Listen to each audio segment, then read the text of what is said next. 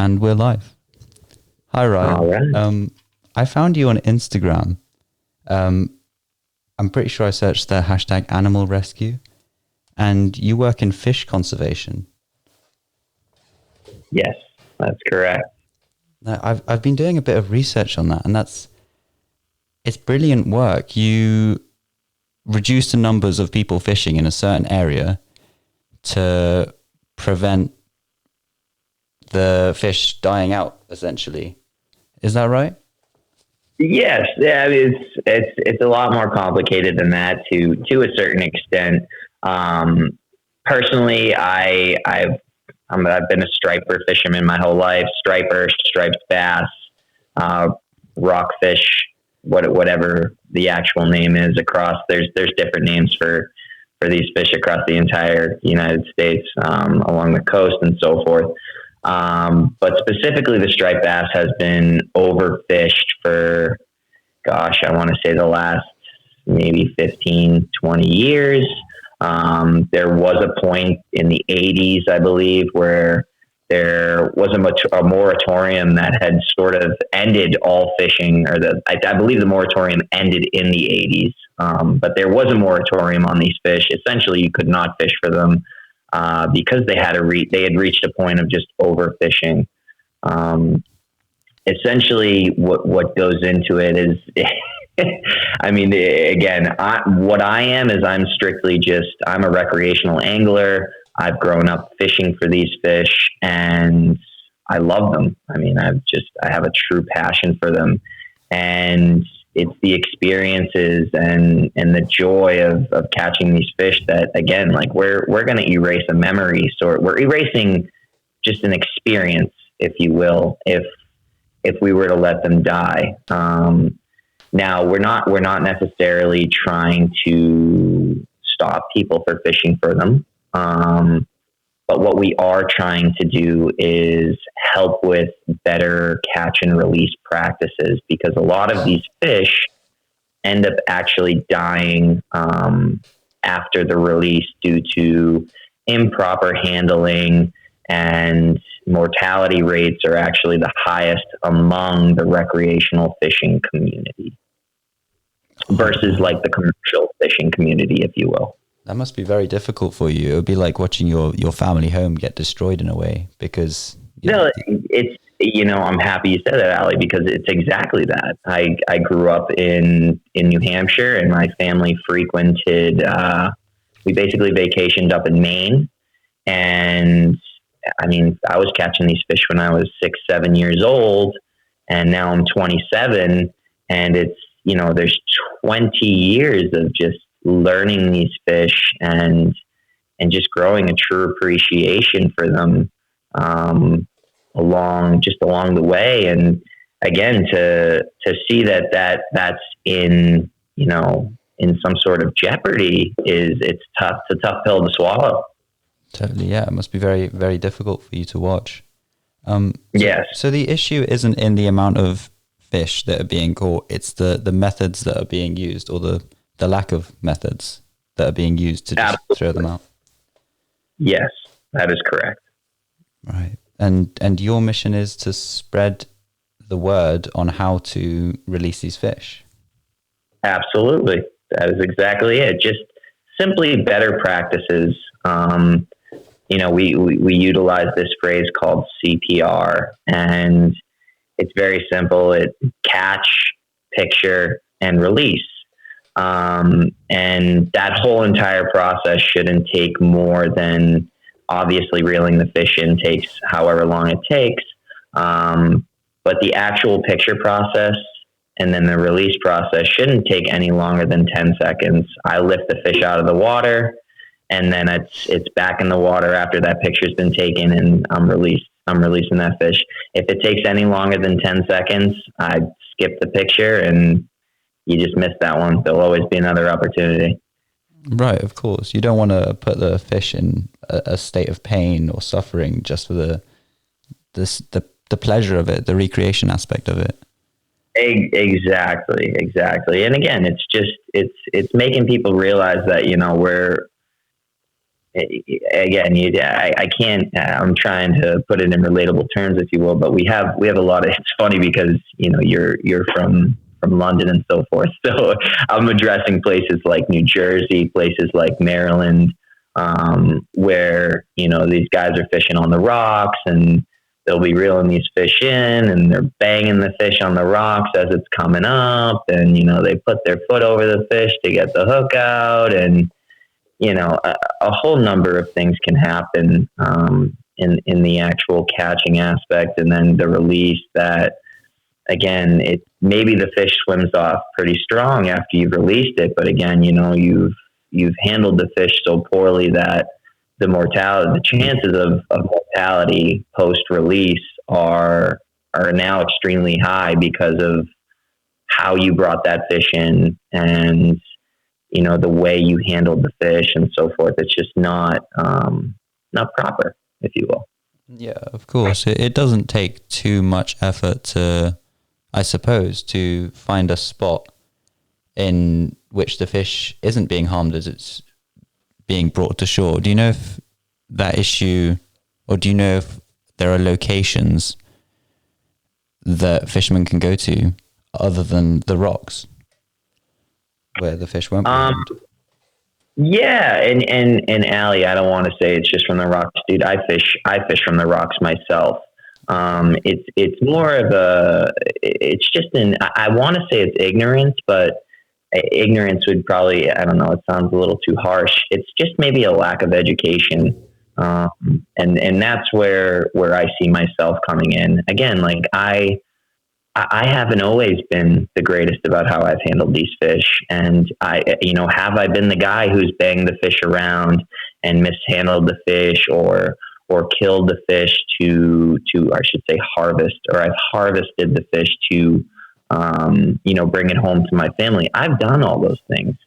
And it's something I like to call the evolution of the fisherman. It's like, as the process continues, as you become better at the species you're targeting, you learn to appreciate, the time you put into learning the species, learning how they feed, learning the habitats that they're in,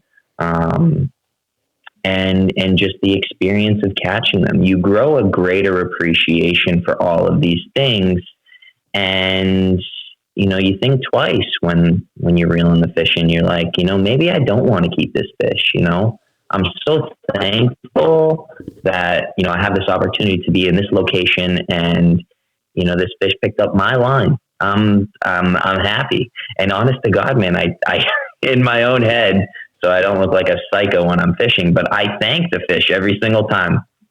And in some of my videos, you can see it. Like I straight up say it. I'm like, thank you. Smack the fish a little bit just to give it like a little kick, and it pops and swims off. So, it's not necessarily location. It's more so just an education standpoint, because you can catch these fish on sandy beaches. You can catch them in estuaries. You can catch them in back bays. You can catch them off the rocks.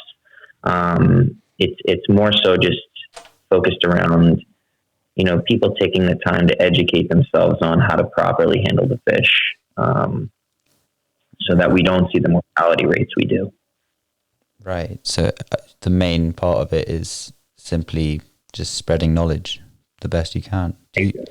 That is exactly it. And you wouldn't believe how difficult it is, because again, I feel like a lot of people are just ignorant, because if you were to tell me you don't know how to fix your kitchen sink, or there's some sort of your disposals having issues, we have YouTube, we have Instagram, we have all of these social media platforms at our fingertips, where content creators, teach us things.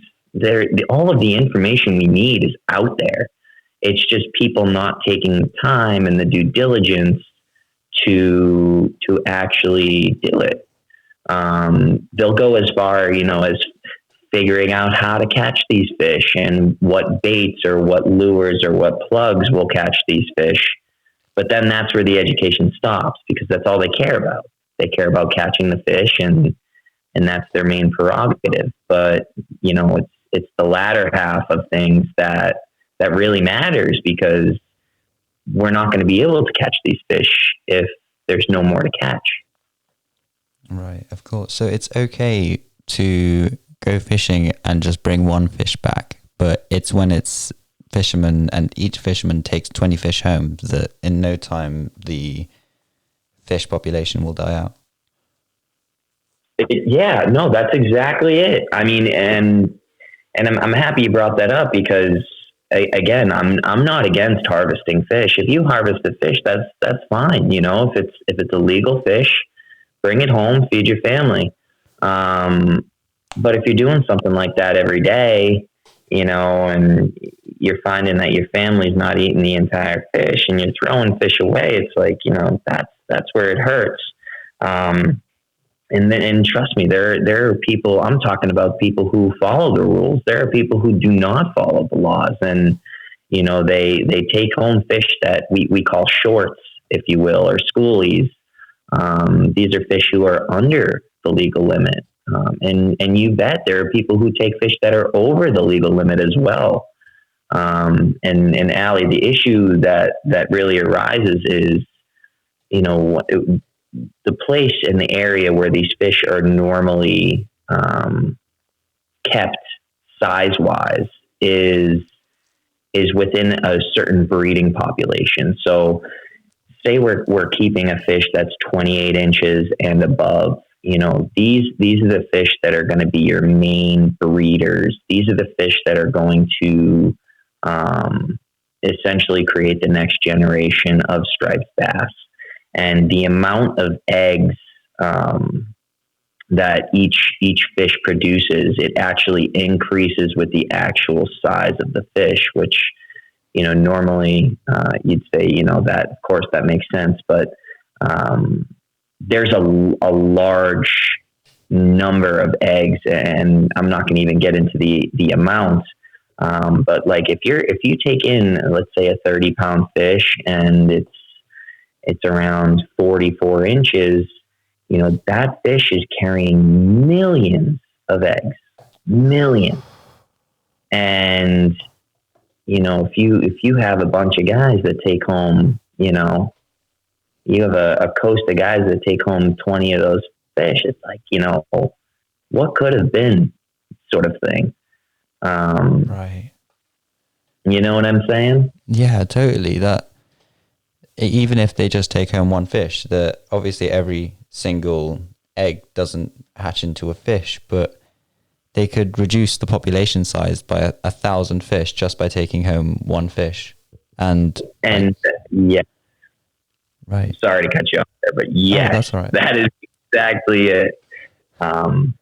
And again, like, you know, here I'm telling you this, and dude, you're from the UK. I mean, I'm sorry, UK. You're from London, and it's like, here I am. You know nothing about striped bass. You know nothing about these fish.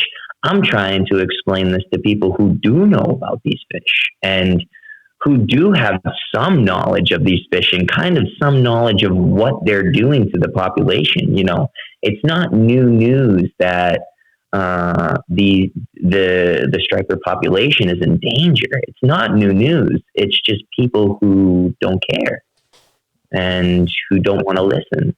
So again, I'm one of these people who I guess you'd call a very rash or brash American. Like, I'm here to tell you, you guys are in the wrong, and you guys are doing it wrong.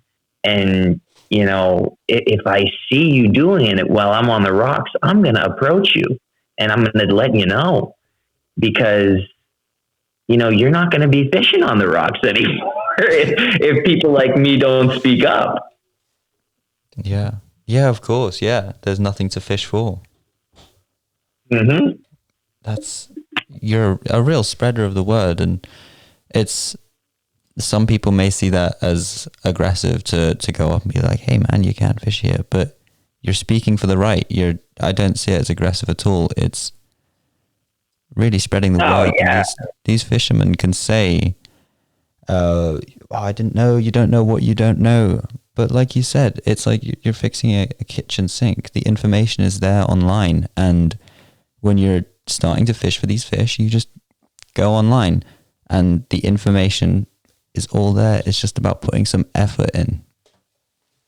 Absolutely. And you know what? It is about the approach too, in terms of, like, if there was someone who I'll just give you, for instance, my own father, right? You know, and I've told this story a few times on some conservation, not really podcast, but just some Zoom settings where there was a large audience. And my father, I was watching him this past summer, and he's up on the bridge. He catches a fish, and you know, now you're dealing with the fact that my father's an older gentleman, so he can't walk down the rocks, you know, as agile as someone our age, if you will.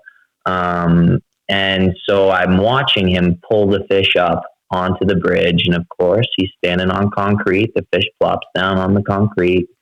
My dad unhooks the fish, and then he throws it off the bridge. And, you know, you got to take into consideration the height of the bridge. You know, that's maybe 10, 15-foot drop. And then that fish flops, hits the water, you know, if it doesn't land right. And, you know, I had to walk up to my dad. I'm like, Jesus, I have a conservation company here. I'm preaching about striped bass, and I'm watching my dad do everything wrong. And the other issue is, you know, there's 4 or 5 guys on the bridge watching my dad catch all these fish and how he's handling them. And, you know, these guys are beginner fishermen. I don't know what their level is, you know, but they're watching how he handles the fish and because he's catching consistently. So automatically these guys next to him are like, you know, what's this guy doing? How's he catching these fish? They're watching the whole process, and there's something they're learning from him. You know what I mean? They have this interest. They want to catch fish too. And so I walked up to my dad, and I'm like, you know, all these people are watching you. I'm like, your son has a conservation company, with these fish that you're catching right now.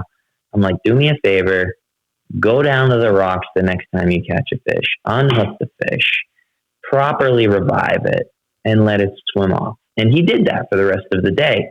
But again, if my approach was different, if I had gone up there and been like, hey, what the heck are you doing? What are you out of your mind? Blah, blah, blah, blah.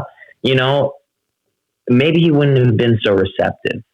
So again, if I were to approach someone on the rocks, I'd be like, hey man, I just ask questions. I wouldn't ever, be violent or, be just a complete jerk, if you will.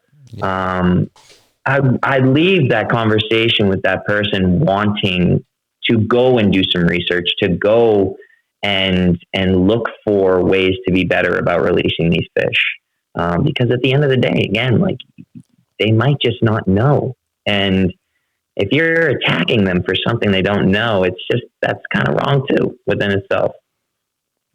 Totally, yeah. It puts that person feeling like they were a bit stupid, and because of that, they may either not go back to fishing, or they'll ignore you and be like, well, you just made me feel stupid. I'm going to carry on doing what I'm doing.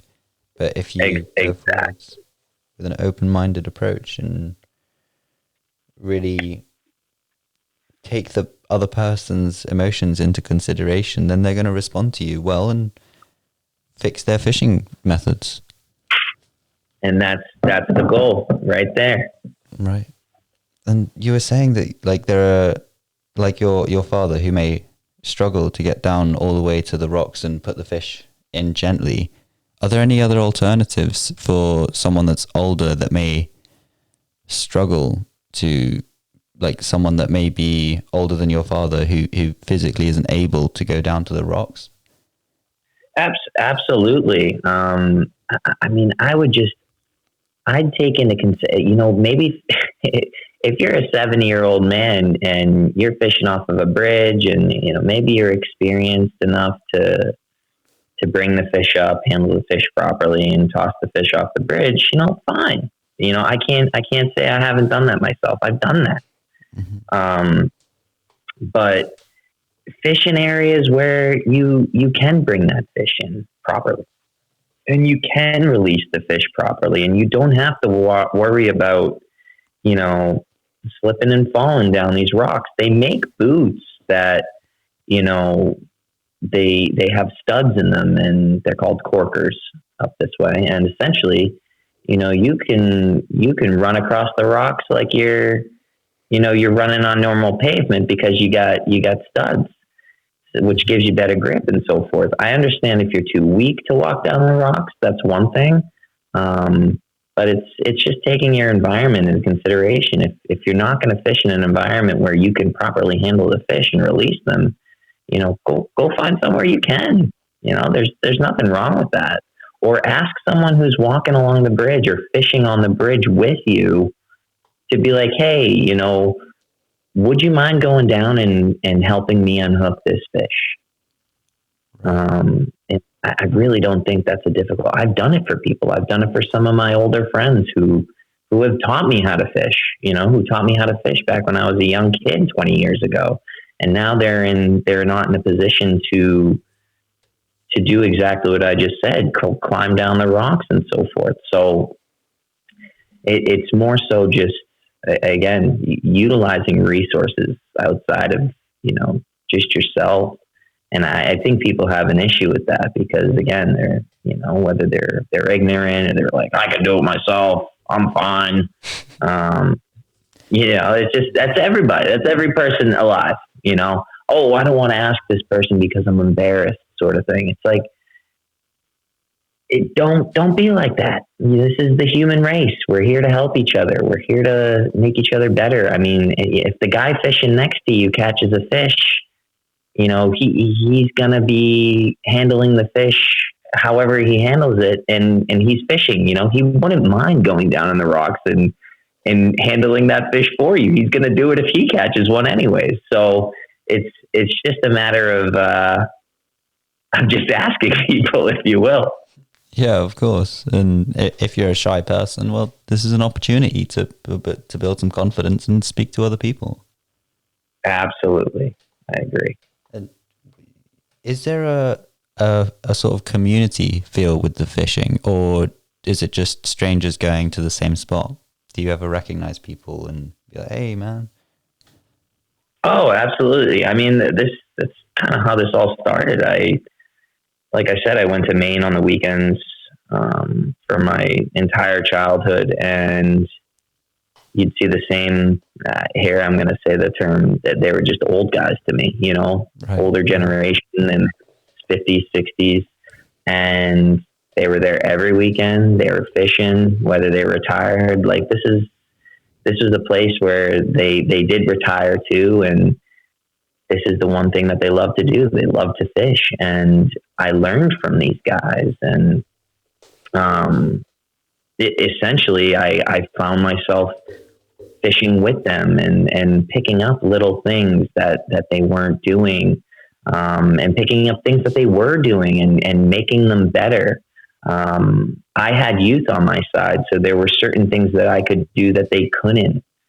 Like getting into the rivers, and I'd swim in the river, and I'd basically see where the fish were hanging out or what they were eating, little things like that. And I'd bring it back to them, and I'd be like, this is what I found. Or, if I had some sort of hypothesis about what I thought the fish were doing, I would go test it out on myself. But I'd always want to bring it back to them because, they were the ones who taught me originally. And this whole entire sport is about helping people and helping each other. Like the experience is the greatest thing. If you go out fishing and you don't catch a fish and it's your first time, you're like, man, fishing stinks, dude. Right. Like there is no better feeling than, again, the place I fish is a vacation spot. When I hook a fish and there's some little kid playing behind me with his parents or whatever, and they're like, oh, he's got a fish. And then I hand the rod to their son. I'm like, here, bring it in. This kid's like 3, 4, 5 years old. I can't tell you how many times I've done this. And I'm like, here, you bring the fish in. That little kid is going to remember that for the rest of his life. Undoubtedly, Every, yes. undoubtedly, every time he goes back to that vacation spot, if it's an annual thing, if it's a whatever, he's going to remember that experience. And again, maybe he brings a fishing rod the next time he goes and he tries to replicate, what I did. And that's the community I want to build. Um, Right. where again, you create this evolution of the fisherman, like I said, that's his starting point. And hopefully if he loved that first initial experience so much, he'd do enough research to, again, learn how to catch them more frequently and learn how to handle them and so forth. You become obsessed with these things. So at least that's what happened to me. And once you become obsessed, you do the research necessary to figure all these things out. Now, is there a community outside of what I just explained where people are like, I don't care, whatever, I'm just trying to catch fish to feed my family? Yes, absolutely. Mm-hmm. And those people, I truly don't know if I can help, and I don't even know if the content that I create is gonna affect them in any way. I like to hope it is. I'd hope so too. If they're going out and feeding their families with these fish, then yeah, you really gotta, like you do, you thank the fish. You've really got to show some love to the animal that you're eating, whether it is a fish or a land animal like a cow or a sheep. And exactly. yeah, And I'm happy you said that too, because harvesting the fish should almost bring about a greater respect for the species itself, because now this fish's life is being taken and it's being utilized to give life, if you will. Now you're feeding a bunch of hungry mouths. Your family, the fish gave its life, if you will. Yeah, I think that's a little deep, but again, you're taking this fish's life so that you can feed your family, and that should be something of respect. I mean, hunters, like these guys, Steve Ranella and Joe Rogan, all these guys, Cameron Haynes, like that go big elk hunting or deer hunting.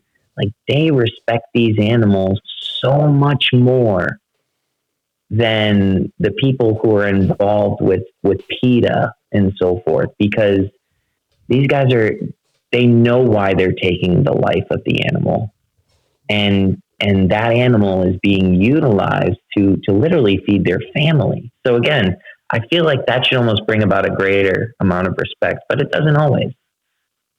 right, of course. Yeah, I suppose a company like PETA, they're more distant. They don't really get involved hands-on, apart from the workers, but the people making the decisions, I assume, aren't the people that are hands-on. Whereas with Joe Rogan, he's shooting an elk, he'll take it down, and using his own hands, he will chop the animal up and use every little bit of it. And he's feeling that, he's seeing the animal, he's witnessing the animal when it was alive, and then witnessing it for months on end, because these elk can feed families for months on end. And yeah, he really gets to feel that sense of respect. And by killing the animal, it's not always causing harm to that animal's community. I believe there's elk population are overpopulated, so it can actually help the communities. It ties in with the sort of circle of life, I believe, that if he was going out with a huge team and killing elk after elk after elk, there will be none left, and that circle of life will be disconnected, which I believe is the same with the fish. If they're going out and killing thousands a day, you've cut off the circle of life, an avenue for where people can eat, just because you didn't love the fish. Exactly. And you know what? You just said it perfectly. It's the intention behind the killing. It's the intention of the hunter. It's the intention of the fisherman. What what's the gameplay here? What mindset are you going into this with? If you're handling this fish like you would a slice of pizza, if you will, again, there's just no connection. I'm happy you brought that analogy of pizza in, because again, you eat pizza and it's like this meaningless thing to you, because you don't know what was put in to make the dough, what ingredients were taken from what animals to make the cheese and the pepperoni or whatever you have on your pizza. Like, what have you taken from? It's kind of like you've removed the actual life component of the process, versus, again, you're catching this fish, you're filleting this fish, that whole process is like, you have to respect it. And it comes down to, before that, it's catching the fish. What did it take to catch that fish? What time, what experience, what have you put in to the whole process that made this outcome so important to you? You know what I mean? But again, some guys will just pick up a pole from Walmart. They'll go down to the place, wherever they're fishing, and they'll just do it for the thrill. And there's no intention behind it. And that's a problem. There are massive boats that have what we call gill nets, and they'll swoop through these giant schools, and they'll leave a bunch of dead fish up on the beaches that are scarred. You'll catch fish sometimes and they have gill net scars all over them. And you see just the aftermath of just careless methods of catching these fish. And it's sad to see, because again, the intention behind the way they were trying to catch that fish is just, they don't care. Totally. It's horrific. It's nightmarish. When, like, the contrast, the stark difference between a trained fisherman like yourself going out with a rod, throwing it out, bringing the fish in, thanking it, and then releasing it back into the water, to a huge boat with these huge nets. There's no connection between the person managing all of the equipment that catches these fish and the fish being caught in the gill nets. They don't even see the fish, most likely. And exactly. So you're entirely, the gill net practice is one I don't agree with, and a lot of people will disagree with me, but the commercial fishing side of this is, I'd like to reach a place where, commercial fishermen, recreational fishermen, and the people who make the laws legislation wise, can all come together and be like, what's a fair place that we can come to, or a fair answer, a fair solution we can come to, where, we're not taking large quantities of these fish every single year. Like these guys aren't meeting their quotas. These commercial fishermen, they haven't met them. I think they were 15% lower than they usually were this past year, and it's one of those things that's just the answer's right in front of us. It's like, yeah, they're overfished. You're not catching as many because there aren't as many. It's a very simple equation. If you eat half the pizza, there's only half left, and that's like asking the question after. It's like, oh, well, where'd the other half of the pizza go? Well, you ate it. It's gone. That is you ate the other half of that pizza before we could make a separate half, cook it, put it in the oven, and put it, in front of you, sort of thing. So like, these fish aren't getting the chance to reproduce, to replenish the numbers that are being taken every year, is what I'm trying to say with that pizza analogy. But again, and then people at the end of the year, they throw their arms up and their shoulders and they're like, well, why is this happening? It's like, Open your eyes. You know why it's happening. Don't play dumb. Don't be ignorant. Again, all the answers are online. There are people that have been calling for this for years. And now that the issue is everyone makes a problem about something till it's, when it's too late. And that's where we're at. We're like right on the cusp before it's too late. And now people are starting to take it more seriously. And that's kind of unfortunate. It really is unfortunate that it's taken this long. And for the average fisherman, like that picks up a rod from Walmart and goes down to fish, I'd expect, okay, maybe they didn't do some research online, but for a huge company that's managing all this stock to not understand something as simple as the pizza analogy that you just gave, it's a shame. And they're putting so much money into these projects. You would imagine that there would be money going into the research aspect of it as well. Do you do any research yourself when you're out fishing?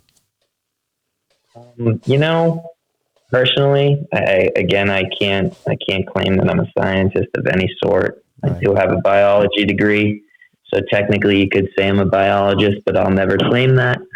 Okay. But I don't do any personal research. No, I do what I can to help these fish in any way possible, to spread the word. Because there's only so much you can do. Again, from my aspect, I'm trying to do everything that I can. I'm trying to inspire others to do more. And have I worked with people who are more involved in the research side of things? Absolutely. Sasha Danilchuk from Keep Fish Wet. She's basically, her and her team are just amazing. And again, the name says it all. Keep fish wet. Like, don't lift the fish out of the water. Basically for pictures and so forth. If you keep the fish wet, you never have to really worry.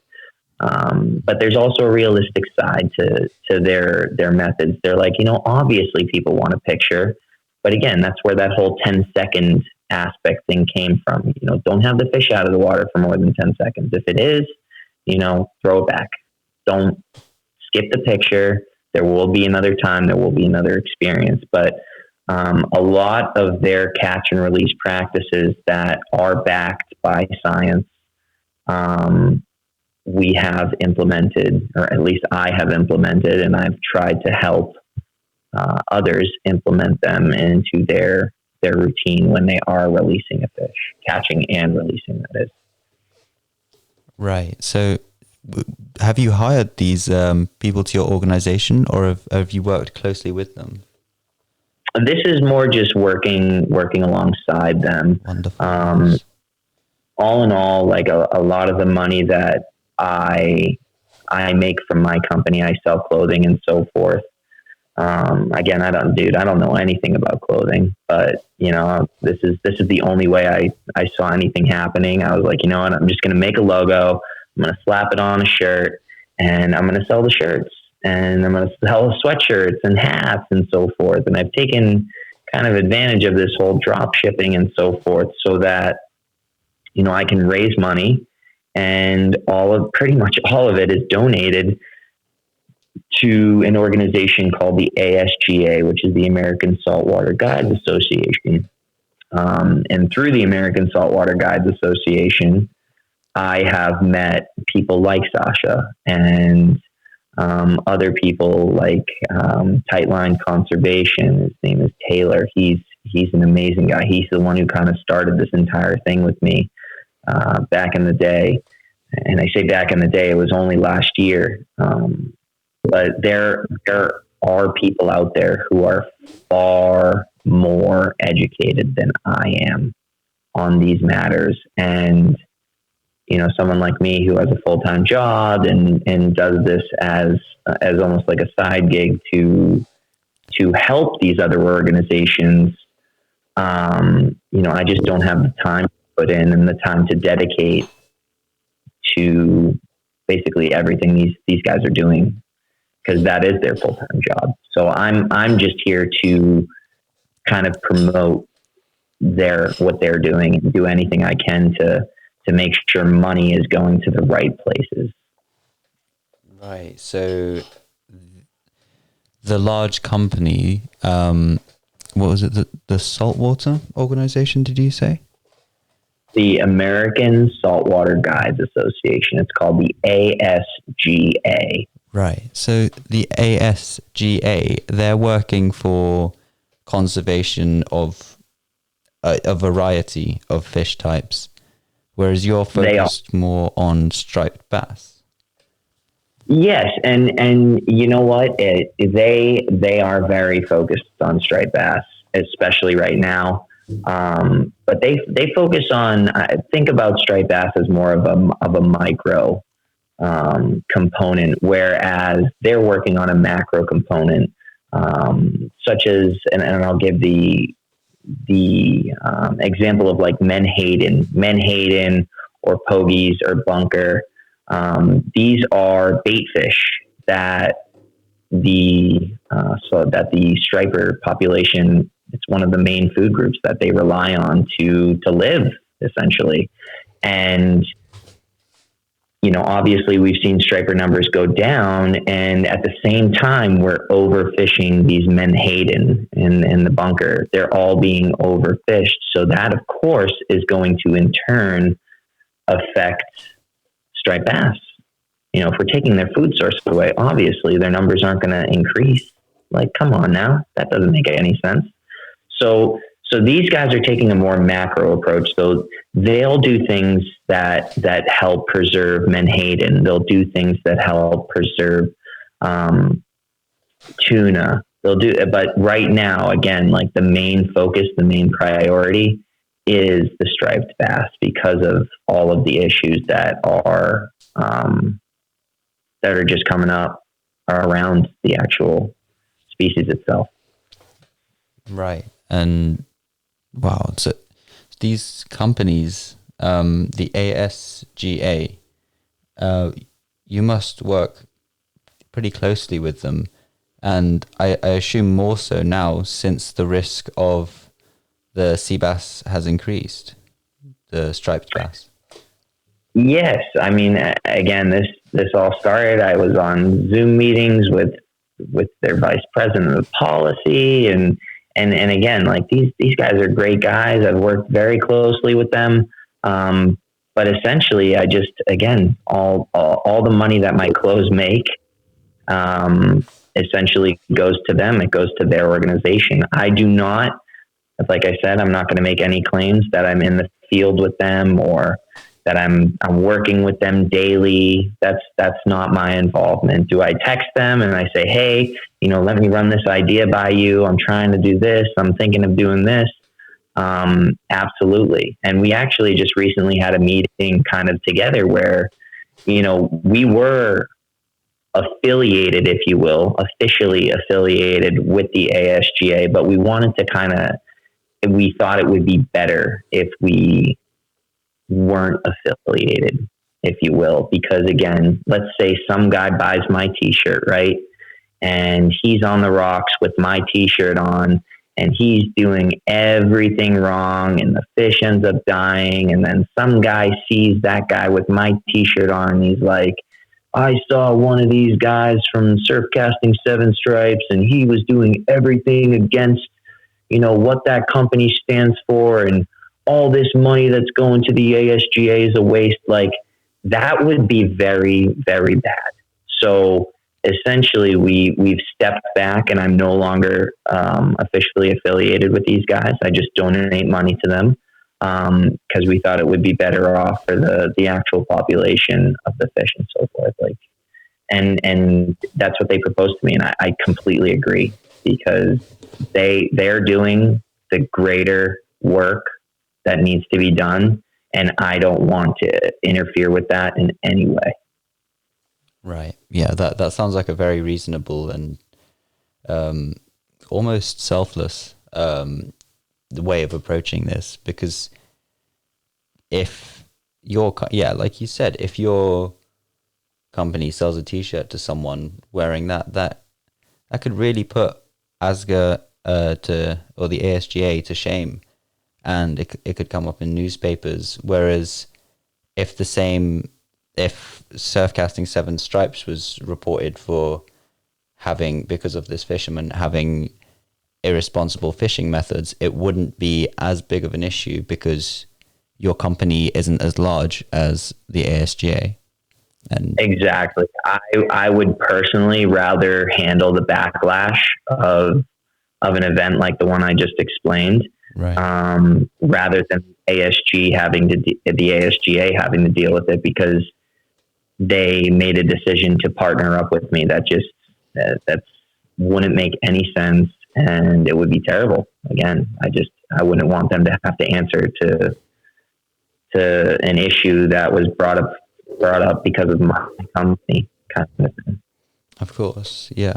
And so what I understand is that with your company or your organization, the main areas of work that you're doing involve raising money for general fish conservation and spreading knowledge as much as you can. Exactly it. So I raise the money, and again, I post videos, I post pictures of just, proper revival techniques. There's a lot of people out there that will, there's just cynical people out there that obviously, when you get involved with Instagram, people all of a sudden become the most altruistic people in the world, and they do no wrong. And, obviously negative comments will be brought up about, oh, well, you have the fish out of the water. And it's like, yeah, of course. Yes, I took the fish out of the water to take a picture, and then I released it back. And again, there will be not a single person that can call me out for having a fish out of the water for longer than 20 seconds, because I personally won't let that happen. Of course, yeah, you have too much love and respect for the fish. That's incredible that there are haters online everywhere, and it shocks me that they even attack fish conservation. They have so much hate that they go to attack fish conservation organizations for things that they don't fully understand. Oh yeah, and honest to God, it doesn't even come from. Sometimes it comes from the people who lack education, but a lot of the times it comes from these people who are very educated, and they just have this ego that, they're the greatest fishermen, and these are the kinds of people that like I worry about within this sport, because their way is the right way, and so forth, and they don't want to share any information when it comes to, fishing, and everything's so secretive and so forth. And that just doesn't help anyone. It just doesn't help anyone. And they're almost, it's almost snobbish. They're very snobbish, and they'll be like, oh, well, you didn't release that fish as properly as you should have, or you didn't handle that fish as properly as you should have, or you're wearing gloves in this photo, and we know that gloves remove the mucus of the fish, and it's not good for the fish. And the things that they don't see are, you dipping your hands into the water, something simple. Before you're handling the fish, you're getting your hands wet, covered in the salt water prior to handling the fish. Or the release practices, or anything really. It's just these people who see the photo. I don't know if they're insulted, or they're upset, or they're jealous. I honestly don't know. But unfortunately, it comes from the more experienced fishermen. And I'm here just to kind of be like, why aren't we all working together? Why are you pushing away from me, who's trying to do something great, who's trying to help the fishing community, and you're coming in here and bad mouthing me? Personally, Ali, I don't even deal with it anymore. I delete them. I'm like, you don't want to see it? You want to post negative stuff on my page? Adios, see you later. I just don't deal with people like that. Totally, that's understandable. It removes the negativity and the hate that's been put on you, and it also removes it from your followers as well, who look at your posts and then see this negativity.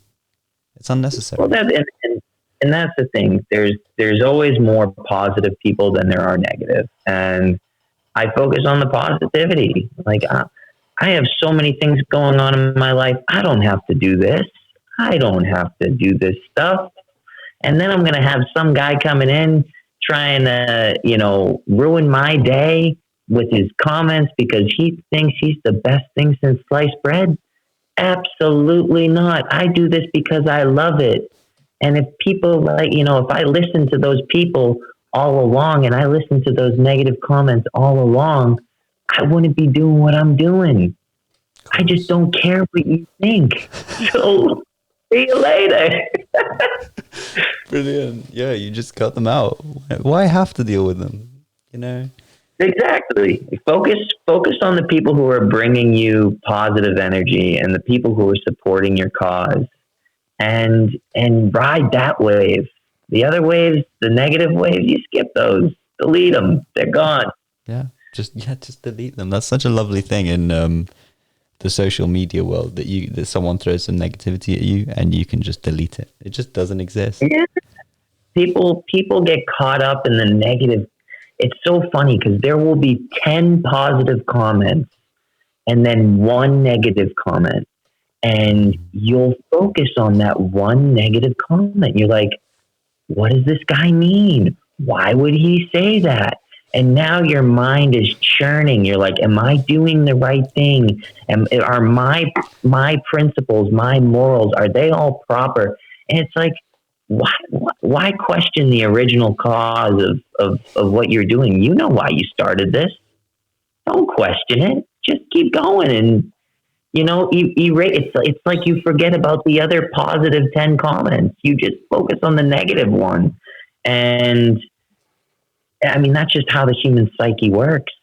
And I'm not giving in to that. I'm like, gone. See ya. Go pound sand. Go cry to your mom. Don't cry to me. I don't care. Your mom probably doesn't even care, but she'll listen, Yeah. True. Yeah. That is it. Yeah. It is like these negative comments, they are like little babies crying, and you don't have to hear that. You're a professional trying to run a company whilst running a separate full-time job. Why do you have to? Right. It's the worst part, Ali, is it's coming from grown adults. I'm like, they're like, wow. It's like, really? As a full grown, like 25 to however old you are, you don't have anything better to do with your time than sit on my page, a page of positivity. Totally. And bring some negative energy here. Don't do that. No. It's unnecessary. Your page is all about bringing people together. The word that is repeated most in your caption or your bio is unified, and you're all about that. That's it. I'm not here to bring bad blood anywhere. I'm here to bring good vibes, and I'm here to help people. I'm here to help these fish. And you know what? If I do something wrong, sure. Like, I'll address it. Absolutely. And I'll be the first to admit I'm doing something wrong. But if you're just going to come in and you're going to just be, a jerk, then provide no solution too. A lot of these people come in and they're just like, this is the problem. This is the problem. This is the problem. And there's no solution. It's like, okay, well, see you later. Bye. Right. Of course. Man, it's shocking that even at that level, I'm sure I'm going to start getting haters when the podcast grows a bit bigger. Yeah. Have you ever come across a comment that you felt was like this negative sort of feel, and then reflected it into your work and found out, oh, maybe that person was right in a sense? Or is it usually just that they are there to whine? Yeah, that it's funny you bring that up. So I did bring up so earlier we talked about Sasha Danilchuk, Again, she's a scientist. This is the stuff she focuses on. Primarily, this is her main job with Keep Fish Wet. And we were going to go on to this seminar together. And before we went on to the seminar, she called me because she just wanted to address some things that, again, pardon me here.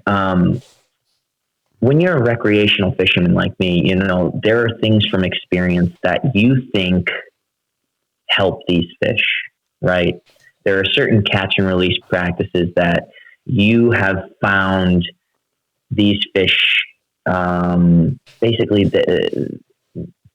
kick off stronger from, if you will. It's almost like the bro science stuff, if you will. So if you're working out in the gym, right, and you've worked out for years, and you're not necessarily a physiologist, but you have the experience of being in the gym for the last 15 years. So you can speak to some things, but it's only from your experience. And I like to call that the bro science side of things.